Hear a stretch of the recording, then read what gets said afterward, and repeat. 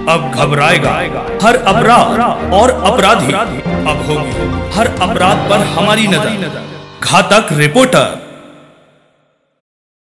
नमस्कार, आप देख रहे हैं घातक रिपोर्टर और आज हम लेके आए हैं एक स्पेशल स्टोरी। अजीबोगरीब बीमारी है प्रोजेरिया। प्रोजेरिया के यूं तो दुनिया में सिर्फ 100 मरीज हैं, जिनमें से 53 मरीज ज्ञात हैं और मध्य प्रदेश के रायसेन जिले से महज 8 किलोमीटर दूरी पर स्थित ग्राम सलेरा में प्रोजेरिया के 3 मरीज अभी जिंदा हैं, जबकि अभी 2 की मौत हो चुकी है। जी हाँ, हम बात कर रहे हैं प्रोजेरिया, एक ऐसी बीमारी जिसमें बच्चों की उम्र सही मायने में 9, 11 और 15 वर्ष है, मगर देखने में आपको ये 60 और 70 वर्ष के नजर आएंगे। बेटा आपका?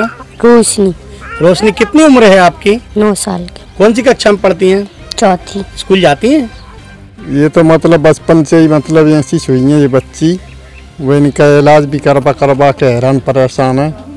वो पीपुल्स हॉस्पिटल में भी लेके गए थे, 15 दिन वहाँ पर रखी थी। मानो वहाँ के डॉक्टर लोगों ने भी रिपोर्ट कुछ भी नहीं भेजाई। इन्हें तो कुछ बीमारी भी नहीं बताई। बोले कहने लगे कि दिल्ली से रिपोर्टें जाँच होकर नहीं आएंगी, तो वहाँ से फिर हम बुलवाएंगे। तो उन लोगों ने बुलवाया ही नहीं अपन को। फिर फोन भी लगाया अपन ने सरपंच वगैरह से, वो मतलब ये सिक्योरिटी से बोलते हैं तो वे कुछ लोग सुनते ही नहीं। प्रोजेरिया के ऊपर सन 2009 में बॉलीवुड के सुपरस्टार अमिताभ बच्चन की फिल्म पा भी बन चुकी है। आइए हम दिखाते हैं आपको एक ऐसी स्पेशल स्टोरी। 15 साल से कम उम्र के 4 बच्चे पहुँच गए सीधा 70 साल की उम्र में। करीब 3 करोड़ लोगों में से किसी एक को होने वाली बीमारी प्रोजेरिया के रायसेन शहर के नजदीक सालेरा गाँव में 3 मरीज है, जबकि रायसेन जिले की कुल आबादी लगभग 13 लाख है। सालेरा गांव की ही आबादी 2500 है। ऐसे में इस बीमारी के 3 मरीज चौंकाते हैं। ये बच्चे 6 से 15 साल तक के हैं। इनको देखें तो ये 60 और 70 साल की उम्र के नजर आते हैं। इन बच्चों के शरीर की हड्डियों ने मांस छोड़ दिया है और त्वचा लटक गई है। चेहरे पर झुर्रियां ऐसी कि ये किसी दूसरे ग्रह से आए एलियन लगते हो। बचपन से ये सीधे बुढ़ापे में पहुंच गए। मेडिकल साइंस का दावा है कि इस बीमारी के लोग लगभग 21 साल तक ही अपना जीवन चक्र पूरा कर लेते हैं। 2 बच्चियां 3 बच्चे थे, लेकिन एक शांत हो गया। 2 बच्ची हैं। इनकी उम्र कितनी है? 50-55 साल की लग रही हैं आपकी बच्चियां। एक 11 साल की है, एक 9 साल की है। आपने अभी सरकार के किसी मंत्री से या प्रशासनिक अधिकारियों से मदद नहीं मांगी इलाज के लिए? अब ये तो हम लोगों को क्या पता कौन अधिकार है कौन का। ये सरपंच लोग, सिक्योरिटी लोग ये जान पाते हैं।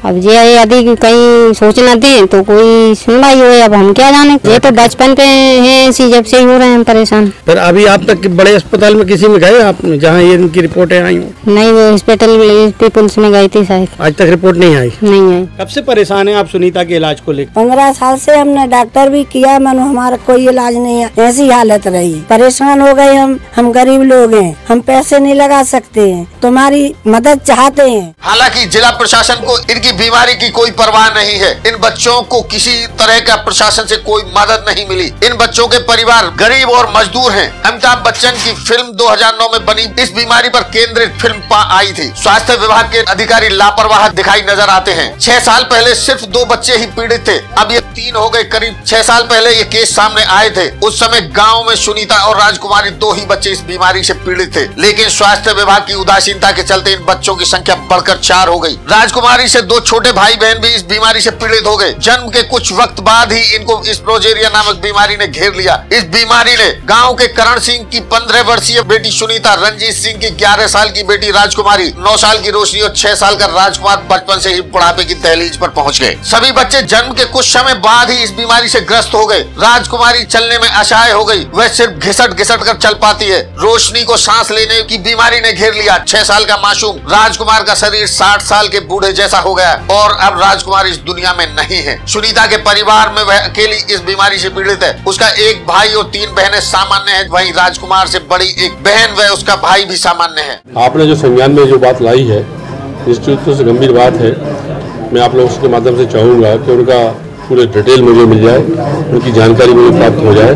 मैं कोशिश करूँगा कि मध्य प्रदेश सरकार से, स्वास्थ्य विभाग से उनको ज़्यादा से ज़्यादा आर्थिक मदद कैसे हो सकती है, उनको स्वास्थ्य सुविधाएं कैसे मिल सकती हैं, उसके लिए हम लोग प्रयास करेंगे।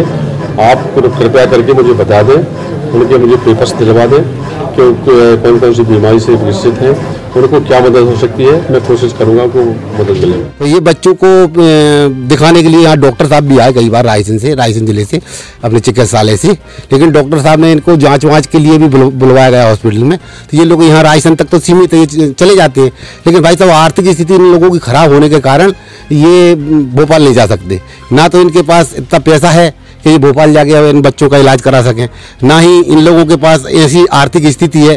तो मैं ये चाहूँगा भैया कि सरकार से अगर इन लोगों को कुछ मदद मिल सके तो उसके लिए आप लोग इस बात को आगे बढ़ाएं कि बच्चों का किसी भी तरीके से इनका इलाज हो सके। जो कि देखिए, जैसे ये बहुत पुरानी बात है, लगभग जो है 6 महीने हो गए हैं। हमको जैसे ही पता चला था कि इस तरह की कोई वहाँ पर कुछ केसेस हैं, तो एक टीम हमारी यहाँ से गई थी जिसमें एक शिशु रोग विशेषज्ञ थे और एक चिकित्सक ब्लॉक मेडिकल से थे। उन्होंने वहाँ जाकर के उन बच्चों को देखा और उनको ये समझाइश दी थी कि आप जिला चिकित्सालय आएँ ताकि आपकी जांच कर सकें और आवश्यक होगा तो आपको हमीदिया अस्पताल भेज करके जांच कराएंगे।